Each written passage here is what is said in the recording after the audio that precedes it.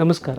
ನೀವೆಲ್ಲ auto immune diseases ಅಥವಾ ಸ್ವಯಂ ಪ್ರತಿರೋಧಕ ರೋಗಗಳು ಇದರ ಬಗ್ಗೆ ಕೇಳಿರ್ತೀರಿ. ಇವುಗಳಲ್ಲಿ ಅತ್ಯಂತ ಪ್ರಮುಖವಾದಂಥದ್ದು ಲೂಪಸ್ ಅಥವಾ ಸಿಸ್ಟಮಿಕ್ ಲೂಪಸ್ ಎರಿಥೆಮೆಟೋಸಿಸ್. ಈ ರೋಗದಲ್ಲಿ ನಿಮ್ಮ ರೋಗ ನಿರೋಧಕ ಶಕ್ತಿ ನಿಮ್ಮ ವಿರುದ್ಧ ಕೆಲಸ ಮಾಡ್ತಾ ಇರುತ್ತೆ. ಈ ರೋಗಗಳು 15ರಿಂದ 45 ವರ್ಷದ ಮಹಿಳೆಯರಲ್ಲಿ ಹೆಚ್ಚಾಗಿ ಕಾಣಿಸ್ಕೊಳ್ಳುತ್ತೆ.